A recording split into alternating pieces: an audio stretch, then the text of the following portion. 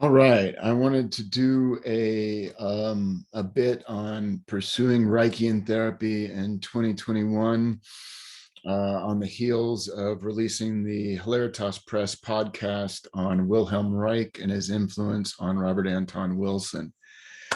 And so I'm gonna put up a little presentation here. I'm feeling a little up against a deadline and a little underprepared here, but we're going to see how it goes.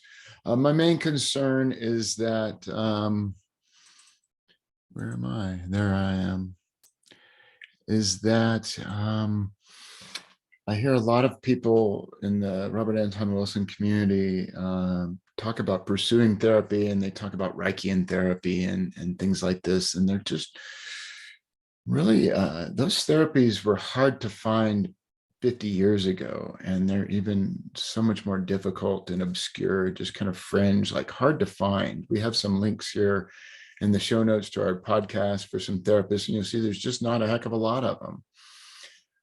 So I want to talk a little about pursuing therapy for somebody that's got a Reichian interest or an interest in Reichian therapy. Just so you're aware, my credentials, my first career was in engineering and management, and then I moved and changed careers into psychotherapy. I practiced that for about 15 years and have gradually evolved my practice into more men's coaching and transpersonal psychotherapy. But I've been a licensed professional in the state of Colorado for several years. No longer, my license expired. I no longer practice as a licensed psychotherapist, more of an online coach. But anyway, I do have some background in this field and a heavy interest in somatic psychotherapy. And so let's see here. So that said, if you're interested in pursuing Reichian therapy, there's a few what I would call do-it-yourself methods. We have Christopher Hyatt's material. He has the Undoing Yourself book and a Radical Undoing DVDs. You can get those at Original Falcon. And the Undoing Yourself exercises are just kind of Reichian therapy, basic Reichian therapy, blended with a few other techniques like NLP. And the Radical Undoing going into much more detail and being much more rigorous Reichian therapy. There's the infamous Jack Willis book. Jack was in Israel Regardie's lineage, meaning Israel Regardie taught someone who taught someone who taught Jack. And Jack put this material in a book. You can find it online. We'll include it in the show notes here on my webpage for this little thing, this vignette I'm doing here. It's not the easiest thing to follow. It's kind of interesting to read just to get his perspective on therapy and body-based therapy, though. And lately, I just discovered Dev's YouTube channel on body-based therapy is what he called it, but is a lot of Reichian and bioenergetic therapy. Bioenergetics being sort of a next generation Reichian therapy by one of Reich's students, Alexander Lowen, has a bunch of books out there, this being one of them that's kind of got a how-to manual built into it. But Dev has a YouTube channel. I just did a podcast with him, and he's got a YouTube channel with a ton of videos you can go and check out. And that's, for those do-it-yourselfers in the Reichian community, there's a good way to do it. Or if you just want to get your feet wet, you can pursue that path. I think the problem with the do-it-yourself is you don't have a seasoned expert. You don't have that second set of eyes looking at you from experience, from training. Second set of eyes can often see our blind spots. And also, really, a big component of this is they're having a relationship which provides some support through these transitions and transformations. And I'll get into that a lot later. But when you're doing it on your own, you're stirring up a lot of energy, and you just got to be careful. I think go slow is a big mantra. I think Christopher Hyatt in The Undoing says to do the exercises every other day. And in the introduction, maybe Robert Anton Wilson says to do them every day. In my experience, doing some of the undoing stuff, every day was too much. It brought up too much for me too quickly at a time when I was just getting started and was easily overwhelmed. And so If you're doing do-it-yourself stuff, that's great. Be careful, go at your own pace. Don't hesitate to stop if the results are too much, or at least slow down. And now in the US, at least, a psychotherapist, it's really a taboo to do physical touch. There's sexual innuendo involved in that, and it's just taboo to touch in psychotherapy. It's against the code of ethics. It's against the licensure in most of the United States. And instead, what we have is what I'd say a bunch of body-based therapies that don't necessarily involve emotional material. Bioenergetics, as I mentioned, is developed by Alexander Lowen, a student of Reich, and does have that quality. And you can find bioenergetic therapists here and there, the way you can find Reichian therapists. But then along came Ida Rolf, and her bias was to make the body in alignment with gravity. So not necessarily to get you straight as possible, because there's a natural curve to the spine, but to get you all lined up and upright, and like ears in line with shoulders, in line with hips, in line with ankles, kind of thing, and doing kind of a deep tissue work to achieve that effect. And so that doesn't really involve emotional material, but it can stir up emotional material. Much the same with all these other techniques. A lot of them are about alignment and posture and movement, and they're more physical in nature. But if you bring awareness and intention to it, often there's emotional material that's being stirred up, and you can track that and work with it, particularly if you have some experience in that area. So this is another angle to look at, but understand that, again, that this is mostly a physical-based therapy, and there could be some emotional content that comes up, but that's usually not the focus of the practitioner. So if you do this with a practitioner, it's always great to get a practitioner that you feel a good relationship with, somebody you maybe want to hang out with, so that you do and somebody that you feel safe with, so that this emotional material does come up, you kind of have that safety factor going on. Just things to consider. Again, if you're doing it yourself, or you're working with a body-based therapist that's not necessarily emotionally based, what's your social support? What's your romantic situation? Do you have a partner to support you? Do you have a circle of friends? Do you have your basic needs met? Do you have certain things taken care of before you start to enter into this new realm? And let's see what's next. So the next realm would be psychotherapy itself, seeking a psychotherapist. And, well, I'll get into that in a second, but you can think of psychotherapy as serving like three purposes, or three domains, perhaps. And it's one, it provides some support. So you're going through hard times, you just need somebody to talk to. There's more sophisticated support that a psychotherapist can provide, more so than just having somebody to talk to. And maybe we'll get into that with personality integration. And the next thing a psychotherapist can do is provide you some education. Here's what anxiety looks like. Here's what a panic attack looks like. Here's what a depression looks like. So yeah, maybe you have a depressive episode, but it's really on the milder scale of things, for example. Or here's some tricks and tools that you can use when you get depressed. Just basic education. Sometimes that's just normalizing, oh my gosh, I'm having this experience, I don't know what to make of it. And just to hear, oh yeah, that's actually quite common, and that's called a panic attack, and here it is. And just hearing that can be supportive. And then thirdly is personality integration. Sometimes we refer to this in the business as deep work, but really digging into more of the belief systems and the habits and the routines that make us tick, and how to work with those and unpack them and reorganize them, and how to just kind of that deeper work that happens over the long term in psychotherapy, personality integration, becoming who you are. And I think, I know for myself, through Robert Anton Wilson, I learned of Israel Regardie, and Israel Regardie was a psychotherapist, a Reichian therapist, a chiropractor. and a practitioner of the, magical occult practices.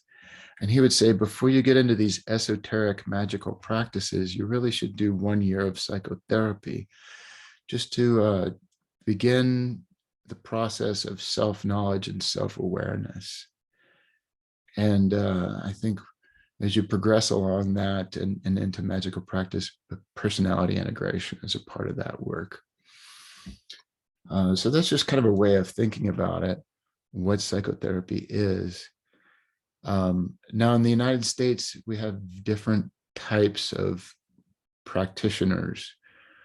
So, for example, a psychiatrist has a medical degree, and most psychiatrists today that you would meet in practice, in clinical practice, they primarily manage medicine.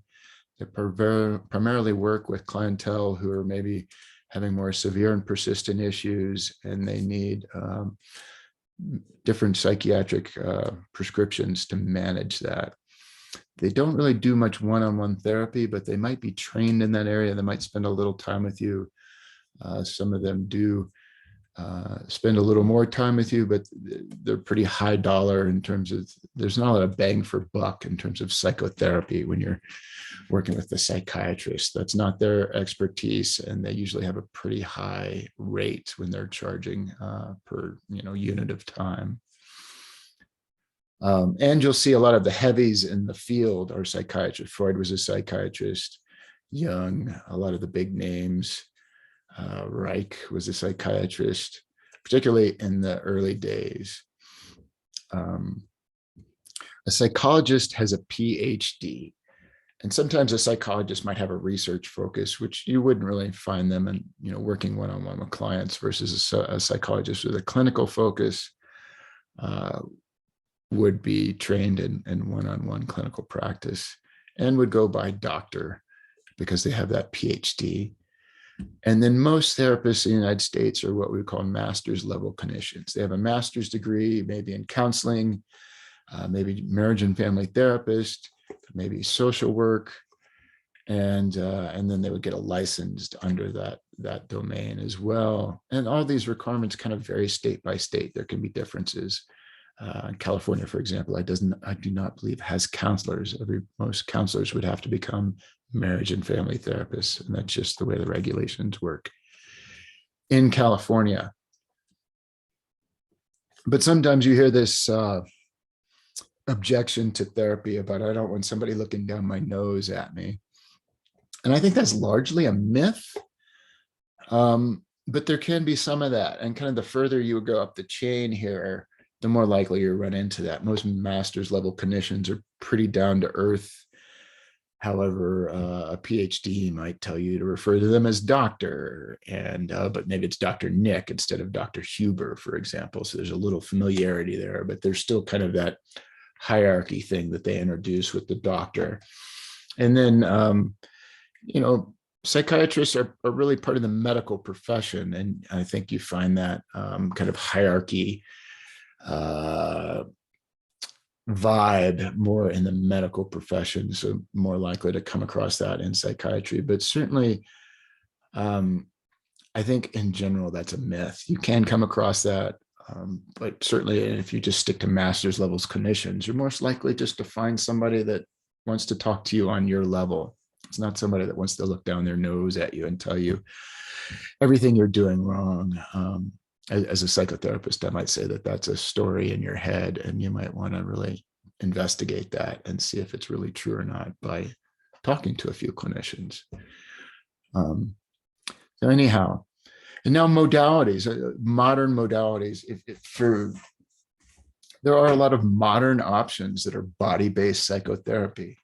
And if you're into this, there's a really great book a lot of people probably heard of called The Body Keeps the Score by Bessel van der Kolk, who is an MD, so a psychiatrist probably, wrote an excellent book on body-based psychotherapy and trauma.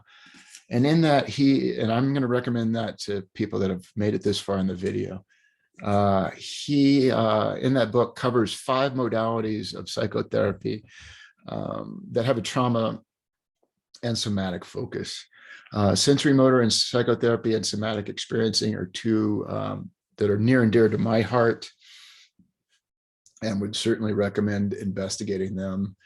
Um, EMDR is a little more mechanical, say. Typically, it's about bilateral stimulation. So it used to be just kind of your eyes moving across the center line as you focus on some trauma, and it helps you process the trauma. It sounds a little mystical. There's a lot of research to back it. Um, but the point being, nowadays we have typically what happens is there's two paddles that we hold and they vibrate, and you hold them in their hands, and one would vibrate and the other can vibrate, and it goes back and forth, and the therapist can adjust the intensity and the frequency to get that place. And there's something about that stimulation. If you think about it, it's almost like walking. Like if you had a traumatic event and went for a walk, you kind of do bilateral stimulation, left foot, right foot, left foot. And it's been shown to do a lot of great work in trauma. It's very powerful. I think you want to find an experienced practitioner. It used to be you could get certified in a weekend, and I think that led to a lot of inexperienced folks with a powerful tool, and it was a little dangerous.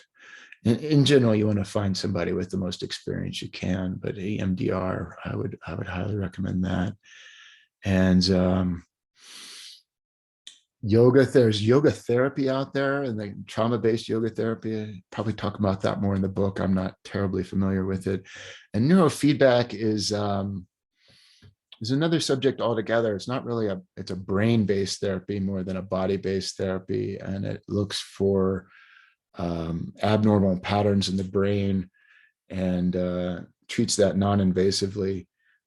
It's a really powerful modality. I highly recommend it for a lot of things like ADHD and things like that. And I just want to make sure it's fairly expensive, and it's not really a psychotherapy, much less a body psychotherapy. It's more about brain therapy. And so I don't want to go into it too much in the context of our current discussion. Some other modalities that aren't necessarily trauma focused, so they're not covered in Bessel's book, are Gestalt therapy and Hakomi therapy. Gestalt is one of the original experiential therapies, tends to be very body-based, very relational as well. And Hakomi is almost like a kindler, gentler Gestalt in a way. And sensorimotor psychotherapy that I mentioned earlier is actually a spinoff of Hakomi therapy. The Pat Ogden, who co-developed sensorimotor psychotherapy, was one of the original founders of the Hakomi Institute.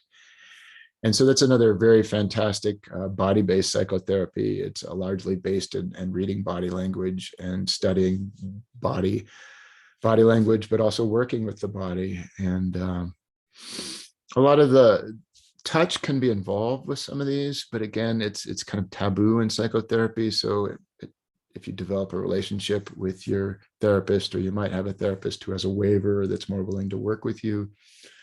And really what I want to say is not to get too hung up on modality. I really want to emphasize that, actually. And in fact, the biggest factor in successful outcomes in psychotherapy is the relationship between the client and the therapist. And so sometimes a particular modality can help you find a person that's maybe on the same wavelength as you, or has the same techniques that you're interested in. But you really want to make sure that relationship with that person is good. You want to feel safe with them, but not too safe. It's not like you want a mother that's smothering, and you feel completely smothered and this cozy womb. There has to be a little risk involved because eventually in psychotherapy, we're going to step out of our comfort zone. You need to feel safe, and you need to step out of your comfort zone. And so there's this kind of edge to it, I guess you could say, which is with any human being. There's got to be a little edge in the relationship sometimes. I heard a great quote: finding a therapist is a lot like dating. The first person probably isn't the right person. And maybe that's true, maybe that isn't, but you definitely want to shop around. I would highly recommend picking your 3 people, and most people will do a free session, or even if not, pay for it and have a session. And if you walk away feeling great, you might want to consider going back. And if you're like, I don't know, or boy, I didn't click with that person at all, maybe scratch them off the list and find somebody you click with. And so this brings up another common objection, is that like dating is, or not dating, psychotherapy is like renting a friend. And there's, sort of dismissiveness to it. And, to be perfectly honest, there's some truth to that. There is, you're renting a friend, you're renting a highly experienced, skilled, trained friend that knows how to sit there and be with you in your experience and not get up in your business and try to solve your problems, but just be there and maybe provide some guidance and gently steer from behind and support you in your experience. And that's okay. What I talked about personality restructuring earlier, in my view, that happens when there is a deep, intimate connection between two people, and that person that I'm working with feels safe enough to drop into a deeper, more emotionally charged space and stay with that experience. And I'm helping them do that. And by being present and being in relationship with them and doing the things that assure them that I'm right there with them. And if you got that, that's a beautiful thing. So again, don't get too hung up on modality. It can be important. It could be a way to find somebody you resonate with, but you want to find somebody you resonate with. So let's see what else. Well, maybe that's it. In general, I would say, let's see here. You want to find somebody, you want to find the most experienced therapist you can find. It's great if you can use insurance and you can find a therapist with insurance. Nowadays, they're hard to find. The deal is that insurance does not pay very well to the therapist. And they do a really good job keeping the number of therapists they have that take their insurance very low. It's very hard for a therapist to get paneled, is what we call it, with an insurance company. They don't make it easy because they want to keep their numbers low. They want to keep supply low. And then that in turn means that when the demand is high, like right now, post coronavirus, it can be really hard to find a therapist. Sometimes therapists that take insurance are, well, I'll be honest, kind of middle of the road therapists. They can make, if you're a really top notch therapist, to be frank, is going to be able to make more money charging a cash rate on their own. And the frank answer is you kind of want to find the most experienced, best therapist you can afford. And it can be really expensive if you really want to dig into this. And it could be really worth it. It could be life-changing. And that life change could be like college tuition, to be frank. Well, maybe that's a bad comparison because college tuition is crazy these days. But it's not necessarily cheap to find a good therapist. And I think it would really be worth it. Maybe one other thing to address is life coaching. Life coaching, to be honest, is the Wild West. There's some really extraordinary coaches. There's a lot of coaches that specialize in certain things that can be really important, and that's their brand and that's their specialty, and they're really good at it. Sometimes you just find really high-end therapists that move into coaching to charge up more money.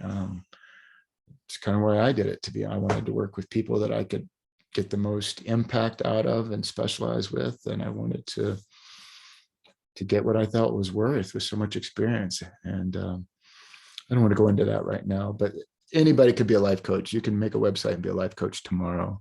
So as much as there can be really great experience on the high end, there can also be just anybody from that went from Whole Foods checker to empowerment coach. So do your homework, and again, find somebody with experience. And wow, I think that's about it. I'm going to upload this and go from there.